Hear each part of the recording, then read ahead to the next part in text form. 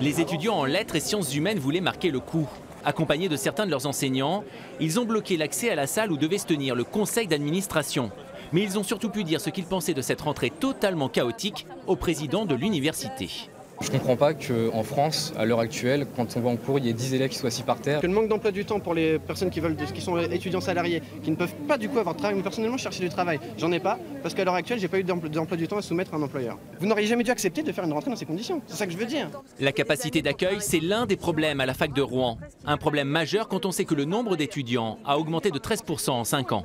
Vous traquez le nombre d'étudiants en TD, on en a déjà 36 normalement au maximum, et en réalité si vous passez vraiment dans nos salles, vous verrez qu'ils sont 40, 45, qu'on a des amphis archi pleins et qu'on ne peut pas exercer notre métier correctement dans ces conditions. Il faut qu'on arrive à optimiser les locaux, donc il n'y a plus les locaux de l'UFR de lettres, de l'UFR des sciences, de l'UFR STAPS ou autres. Il y a des locaux avec des typologies, des surfaces qu'il faut arriver à optimiser par rapport aux besoins.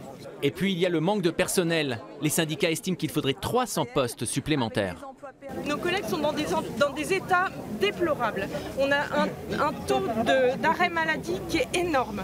Les burn-out se succèdent. On a besoin de davantage de postes.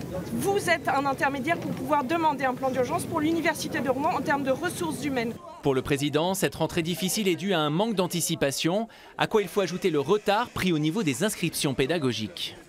On ne peut pas rattraper en quelques jours un retard assez considérable qui a été pris depuis pratiquement le mois de mars. L'engagement que je prends aujourd'hui, c'est qu'il n'y aura aucun enseignement de supprimé. Tous les enseignements auront lieu. Joël Alexandre se veut en tout cas optimiste. Pour lui, la situation devrait se résorber d'ici une quinzaine de jours.